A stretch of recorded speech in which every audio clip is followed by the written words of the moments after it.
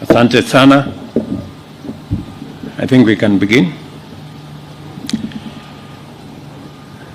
Thank you very much, ladies and gentlemen, for making it to this press briefing. For years now, life has been very difficult for millions of Kenyans due to unemployment, low incomes, and the rising cost of essential commodities. The COVID-19 pandemic worsened this situation in two directions.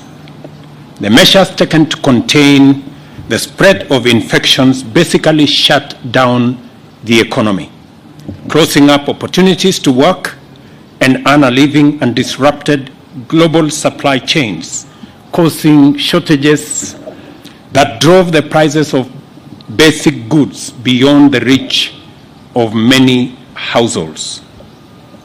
In addition, Kenya and the entire Horn of Africa region underwent 5 successive seasons of failed rains, leading to devastating famine, death of livestock, and withering of crops, further worsening food shortages. The resultant economic hardship followed years of declining agricultural production in our country.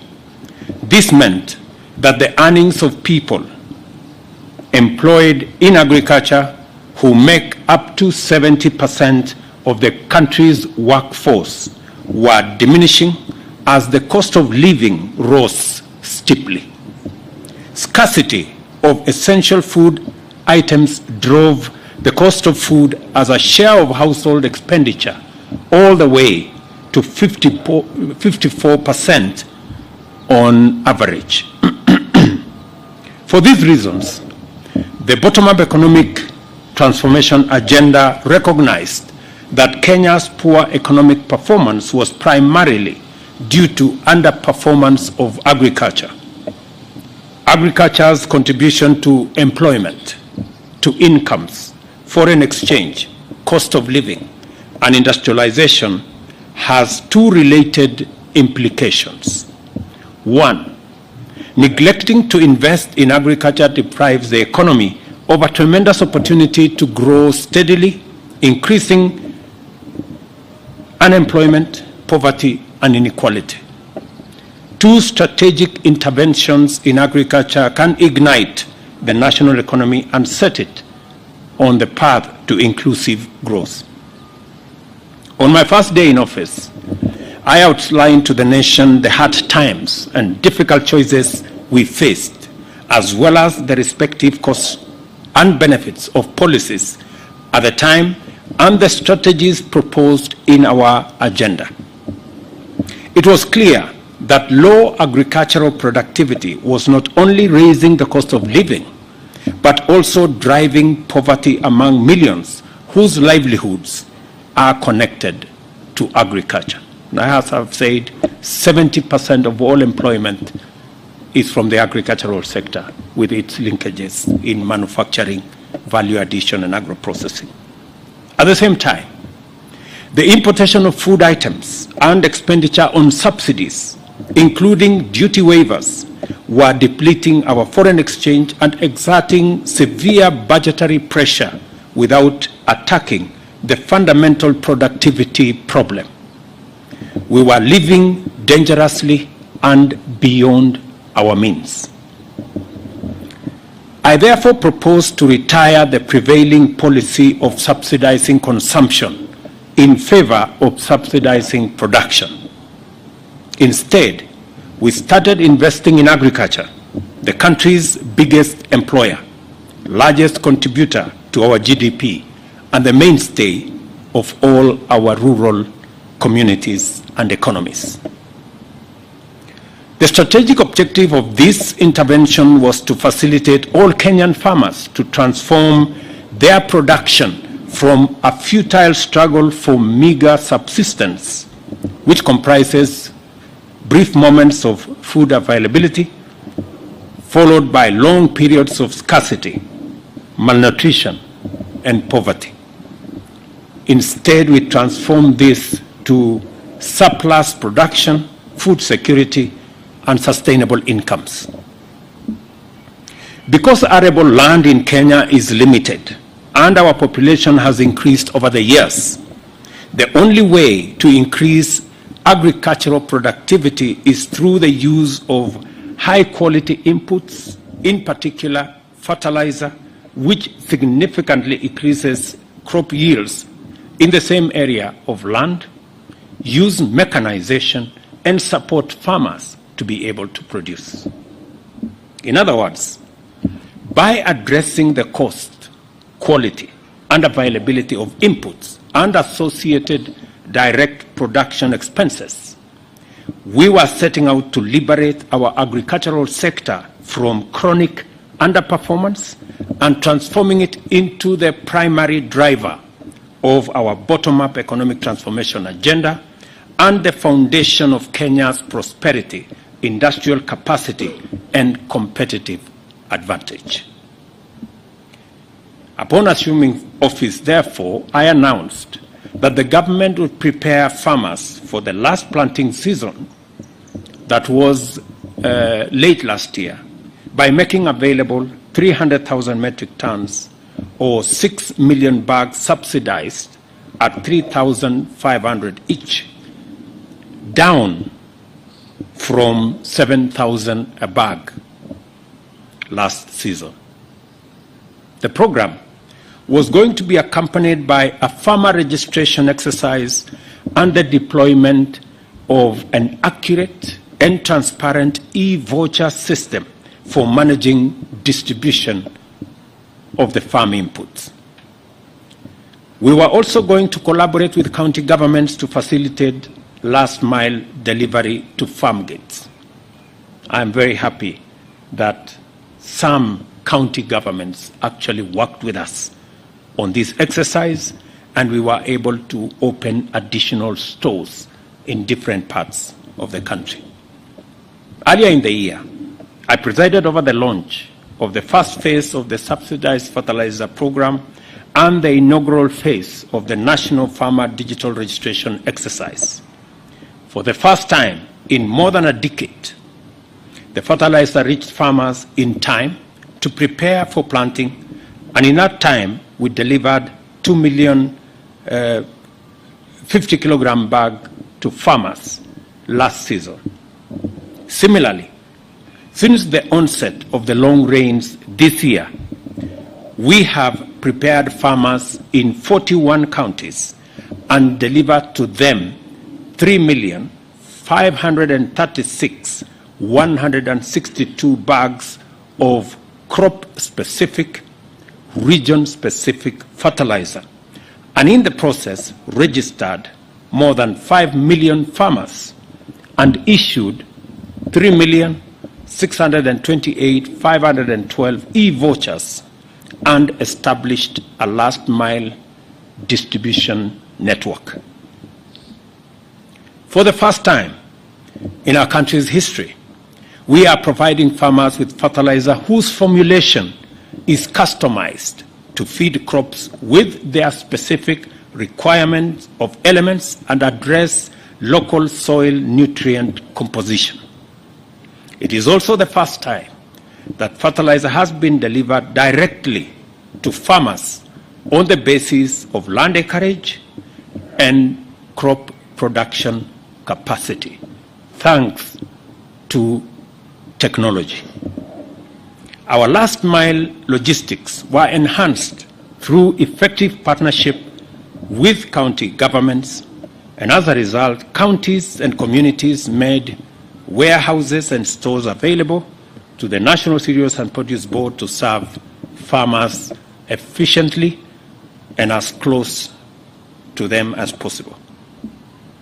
ICT, once again, proved to be a game changer for our innovative intervention to serve farmers.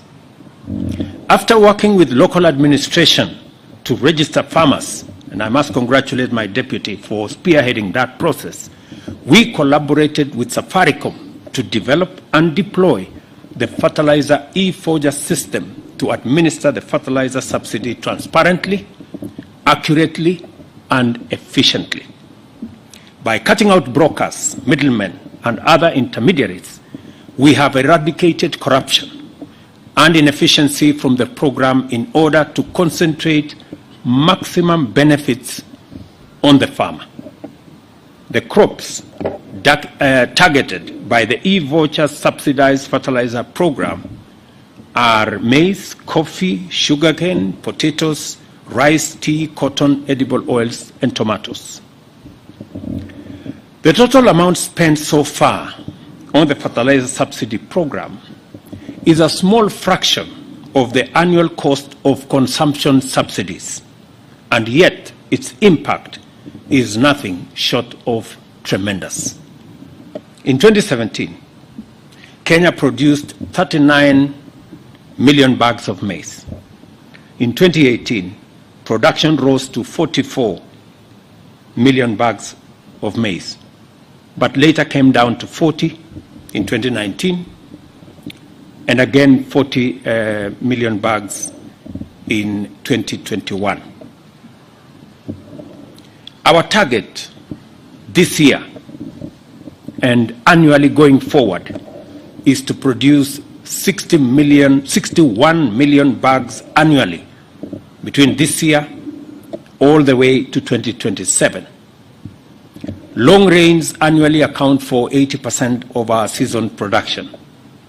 From the long rain season alone, which is underway, and we want to thank God that we got rain this year, better than the last several years. We estimate a yield of 44 million bags in this season, compared to last year's 32 million bags. We estimate that we will get an extra 12 million bags, thanks,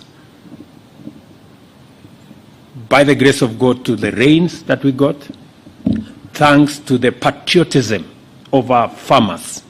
If there are patriotic citizens of our country, it is our farmers. Our farmers have come in full force.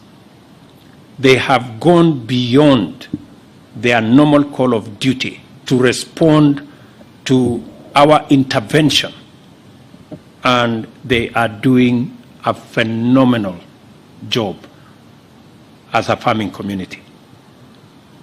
As a result of effectively administered strategic interventions, we are definitely on course to meet national demand in full this year. Today, I am proud to announce the commencement of the second phase of our program. On this leg, we shall begin to immediately bring down the price of fertilizer from 3,500 to 2,500 per 50 kilogram bag beginning yesterday. And I'm told that yesterday alone, 34,000 bags of subsidized fertilizer were sold to our farmers, a record in a long time, meaning that the farmers know the importance of subsidized fertilizer. And this is for the short rains now that is going to begin next month all the way to December. At this price, we expect significantly higher uptake of fertilizer. Since fertilizer is the game changer of our agricultural productivity, this should translate to higher production in the next planting season. I encourage farmers to embrace better and greater use of fertilizer to increase yields in the coming seasons. The government is also appealing to farmers to redouble the use of fertilizer per acre to increase agricultural production. In the long rain season, most farmers used 1 bag of fertilizer per acre. Data shows that if you double the fertilizer per acre, you will get more yield from between 20 and 25 bags per acre. Many farmers who use 1 bag per acre get anywhere between 12 and 15 bags. But if they double the use of fertilizer, and I want every farmer to listen to me because this is what I do in my farm. Yeah? When you double the use of fertilizer, there is a direct correlation to the production that you get as a farmer. So I am asking our farmers, now that we have reduced the cost of fertilizer from 7,000 now to 2,500, they have absolutely no reason why they should not double the fertilizer they are using from 1 bag to 2 bags, and we can immediately double our production, and we can get rid of the shortages and the high costs of food in our country. For the coming short rains, the government has embarked on the distribution of fertilizer to farmers throughout the country with a view to ultimately delivering 100,000 metric tons, or at least 2 million bags of 50 kilogram bags at the subsidized price of 2,500. I'm asking farmers in the short rain regions that we are working with the county governments, and I am happy the chair of the Council of Governors is here, so that we can work with them on the last mile delivery to make sure that our farmers have access to fertilizer, especially the last mile component, so that we can enhance the productivity of our farmers. I still see, whenever I go around the country, that many farmers are not yet using sufficient fertilizer. Many of them are planting without. Some of them are planting with half a bag. Those who are trying are doing with 1 bag. I am encouraging farmers going forward that let us use at least minimum 2 as we go to 3, because that is how we are going to increase our productivity, and that is how we are going to feed our nation, and that is how we are going to bring down the cost of living in Kenya. Further, I'm happy to announce that our partnership with county governments has provided last mile delivery of fertilizer to farmers and will be complemented with the opening of more than 50 distribution centers across the country. We will do more if the need arises. I am asking our county governments to work with us, to work with the National Cereals and Produce Board in opening additional centers where we can make these fertilizers available, and we are going to work on a mechanism where this will be jointly rolled out between the national government and our county governments, and we can agree on how the last mile can be worked out. My suggestion would be the county governments provide the space and the stores, and as a national government we will work with them in making sure that there is personnel which can be shared between the county and the national government to make sure those stores run efficiently and serve the farmers as best as we all want. As we prepare for a bumper harvest, thanks to a successful collaboration between the Almighty God who has given us rain, the government of Kenya who has delivered fertilizer, and our very hard-working farmers who has done the most. I also take this opportunity to convey more good news to our farmers.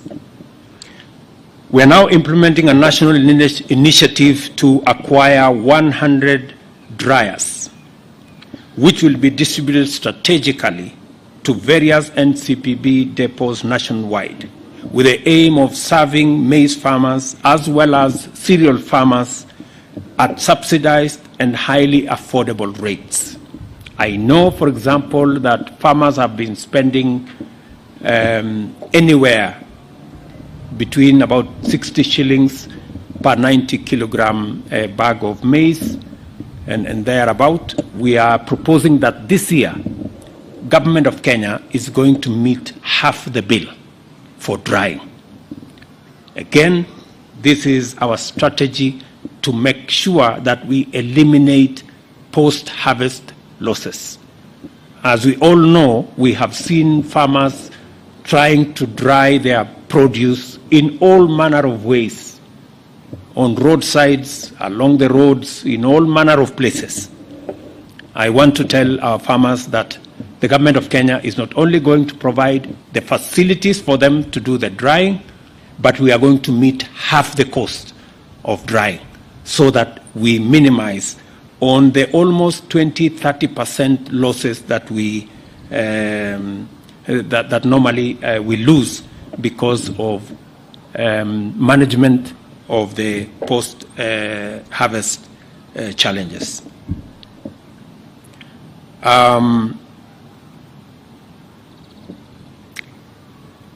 We are also doing this because the weathermen are telling us that there might be some El Nino rains further down the road, and we want to make sure that the El Nino rains do not disrupt our production. Just as we have maximized farmers' comfort by eliminating middlemen, brokers, conmen, and intermediaries in the distribution of inputs through ICT, we are also maximizing farmer returns from their produce by likewise removing brokers, middlemen, and others, as well as other perennial marketing challenges related to cereals and pulses. To this end, we shall implement the Warehouse Receipt System Act of 2019, which has never been implemented, which establishes a structured and well-regulated trading system for agricultural commodities. This system creates an ecosystem with opportunities for the private sector and National Cereals and Produce Board to provide a trading platform that links buyers and sellers and facilitates access to credit by agricultural producers.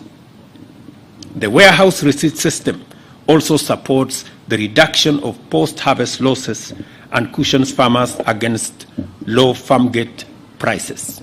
Again, the minister has clarity on how he's going to work with the private sector to make sure that we make the capacities within National Cereals and Produce Board and other government entities available for the private sector to work with us to make sure that we eliminate drop in prices that significantly affects farmers, but also we provide storage and other capabilities under a trading mechanism that is fair both to the consumer but also fair to our farmers. We are increasing the budget, again as an intervention for the Agricultural Finance Corporation for seasonal crop lending from 2 billion shillings to 10 billion to facilitate affordable credit that will be available to our farmers. The credit will be provided at single-digit rates to further reduce our cost of production and enhance the productivity of our farmers. We have so many farmers that every season borrow money to buy inputs. The money that has been available has been between 2 billion and 2.5 billion over the years, which has not been adequate. This year, we are scaling that up to 10 billion shillings, and I am telling farmers across the country that they can now have access to affordable credit to help them support the country in matters food production and also making sure that we have a thriving agricultural sector. We are also working with the private sector and county governments on a comprehensive mechanization program to increase available tractors and other farm machinery to further enhance the efficiency and productivity of our farmers. As you are all aware, some of our farmers are still using all manner of practices, including auctions and all manner, and their productivity is limited. We have scope Our mechanization is currently at around 45%. It is the intention in the next 5 years to drive that to 75% mechanization in Kenya. The program that we already have in place is the first 10,000 tractors and other machinery. We are at the tail end of discussions between Government of Kenya and different suppliers who will be, who we are going to demand that they set up assembly plants in Kenya to support our agricultural machinery delivery and also to support our productivity. We will be giving our farmers news before the end of the year on the comprehensive mechanization plan, and I'm happy that many counties are part of this discussion so that they too can support farmers in making sure that we build on our mechanization capabilities. I commend all the governors who have responded positively and robustly to our proposal for partnership in serving farmers so that they can serve our nation better. Thank you very much, Your Excellencies, governors who are here, and I look forward to celebrating many abundant harvest seasons this year with you and your colleagues whom you are representing here. I also thank profoundly our farmers. As I said, they are the most patriotic Kenyans that I know, that even when things are difficult, they still go to our farms to produce food for the nation. Through their hard work and the interventions we have made, through the fertilizer subsidy program and other programs, our farmers have expanded just this year an extra 200,000 acres compared to last year. Our ultimate target is to double agricultural productivity in Kenya by 2027. Your government stands with you and will support you as you pursue our shared aspiration for prosperity and national agricultural competitiveness. I say this to our farmers, and I speak to them with a lot of passion, not because I'm one of them, but because they are doing a phenomenal job. Thank you very much. I will take a few questions.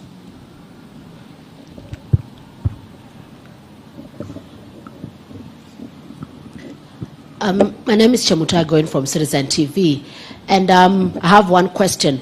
There's been concern by sugarcane farmers in parts of Western and Nyanza. Some factories have closed shop, and Kenyans are actually concerned about the price of sugar because when you look at the period when you took over power, sugar was about 300 shillings, and now 2 kgs is retailing for about 510. So the concern is what is pushing the price of sugar up, and what interventions the Ministry of Agriculture and the administration is using to cushion the farmers. Thank you. Thank you very much. I agree with you that there is concern around sugar. Some of the, we've had confusion and chaos actually in the whole sugar subsector. And we are streamlining that sector because the whole sugarcane sector has been riddled with all manner of confusion and poaching of sugarcane from one corner to another. The others, everybody refusing to work in accordance with the law. In fact, the reason why many companies have closed shop temporarily is because there is no cane to harvest. And they were even harvesting cane that is not mature. We have had serious consultations. The minister, AFA, has been on top of that game. It is true, the prices have gone up. We have been reluctant to work against farmers by opening importation. Importation has always been a problem in Kenya, that sometimes importation has been used to destroy the whole sugar industry.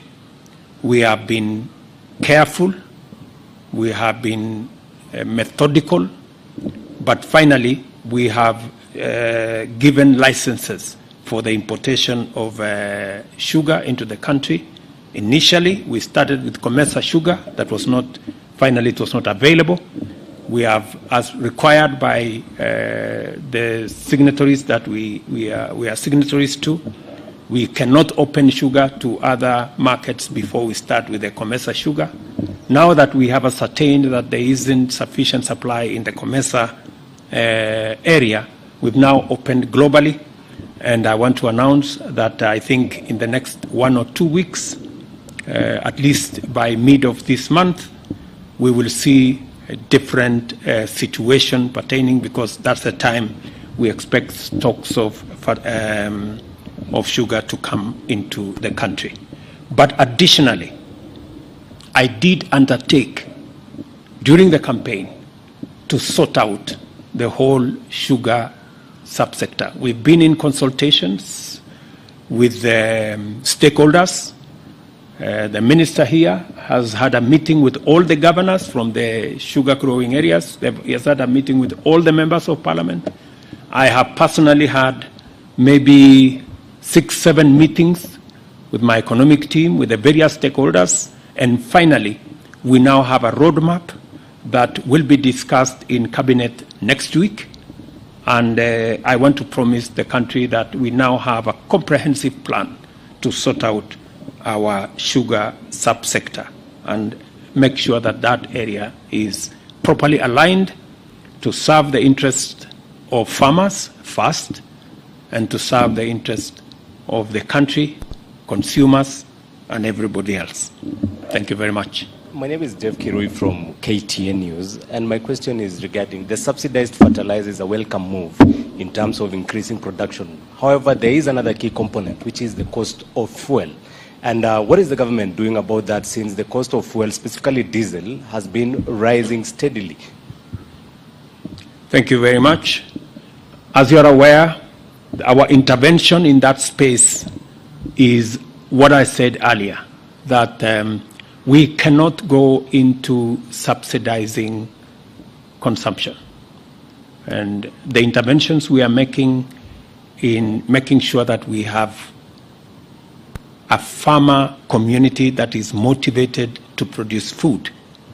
And you can see from the numbers that by reducing the cost of fertilizer, we have an additional 200,000 acres of farmland that has been brought into production. We have the uptake that is phenomenal. I just told you that in one day, we sold 34,000 bags of fertilizer, the highest this season. It tells you that the interventions we are making, the farmers are responding. We cannot obviously intervene in everything, but we intervene in the areas that we believe will give us the highest return on our intervention, and an intervention that is targeted. There is no way, for example, you can target fuel for agricultural production. It becomes a very difficult exercise to target. We can easily target fertilizer because you cannot use fertilizer to do anything else. It's only to plant. You know, that's why it's easy. And you know, the reason why we have taken this approach is that we want policy interventions that cannot be abused, that cannot be subjected to corruption, that cannot be diverted. And that is why we are intervening in the manner in which we are. Your Excellency, my name is Mwangi Maina from Inoro TV. My first question is, you have rightfully said that one of the challenges we face as a country is an inadequacy of land and population. But in some of the most productive counties, we have seen a craze of land subdivision. What is your government doing to ensure that we do not lose all the arable land that we are having? Secondly, concerning the coffee sector, right now... Why don't I answer you that one? Okay, it's okay, sir. Affordable housing. I mean, the reason why we have affordable housing, and you've asked a very important question. The reason why we are working on affordable housing is because we want to reverse the land fragmentation for settlement that is going on in Kenya, denying us the opportunity to use that land for agricultural and food production. Instead, it is being subdivided for settlement. Affordable housing will help us reverse that trend, consolidate land for agricultural productivity, and use the land we have for settlement by making sure that affordable housing consolidates land that is settled for housing, so that we can free up land that currently is being abused through subdivision, and we can then make that land available for agricultural productivity. Finally, you can Mr. go to President, on coffee sector, currently we are not having coffee that is being sold in the Nairobi Coffee Exchange, and you know the government is having plans to revitalize the coffee sector. What is happening currently? We've had challenges in the coffee sector. We also, I made a commitment during the campaign that we are going to sort out this sector. We have people in that space who are chronic. And because we have to sort out that space, we've had to make some difficult decisions. Including this morning, we were having a conversation about coffee. What I want to promise the coffee farmers is that we are going to sort out this area. Imagine last year, we even made fertilizer available at 3,500 for coffee farmers. But the cartel in the coffee sector could not even allow the farmers to pick the coffee of 3,500. They were still selling fertilizer of 5,000 to farmers by force. Can you imagine that? So we are on top of it. I want to promise the coffee farmers, I know coffee farmers are not making money the way they should. Current going prices of beans is maybe 50, 60, 70 shillings. We made a commitment that we are going to have a floor price of between 100 and 120 shillings per kilo, going upwards, progressing towards 150. That is where we are going to take this. There has been a challenge of the auction. We have agreed tentatively that there will be an auction next week to make sure that the whole process does not stall. But finally, we will sort out matters around the sale of coffee. Farmers are getting a raw deal in the whole of that exercise. And 2-3 people have taken that whole sector hostage. And I want to promise our farmers that the government of Kenya is going to sort it out. Your Excellency, my name is Grace Kuria-Kanja from TV47. 2 questions. I'll go with the first. What plans does the government have to harvest water now that, like you said, we have an early warning from the weatherman? And your second question? My second question, Your Excellency, is ahead of the anticipated talks between Kenya Kwanza and Azimio. Please, let's not go there. Let's not go there. So let's stick with the first question.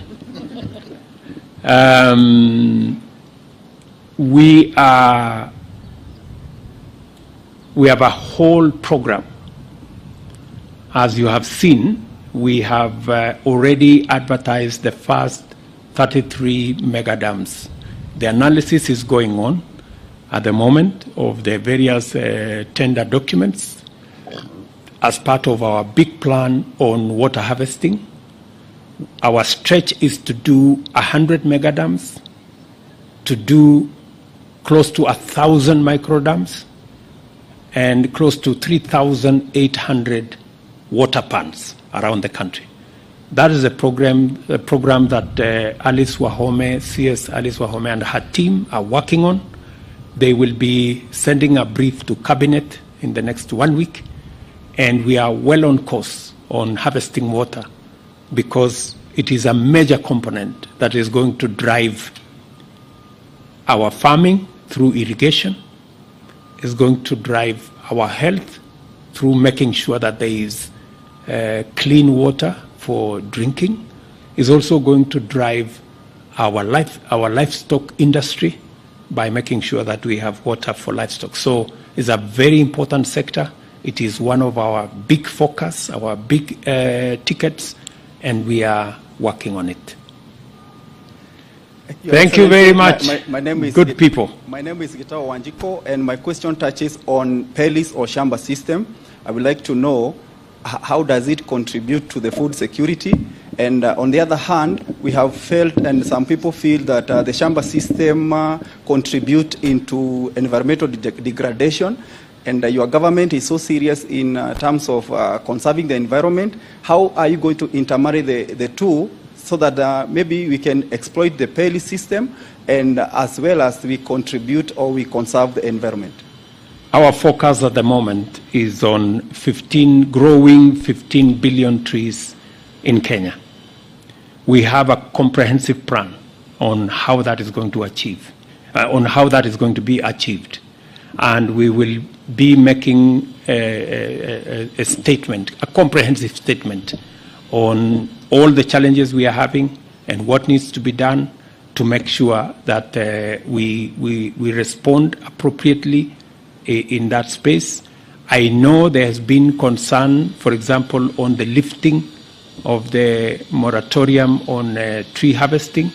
I want, for avoidance of doubt, that will not be an occasion to reverse our tree planting exercise.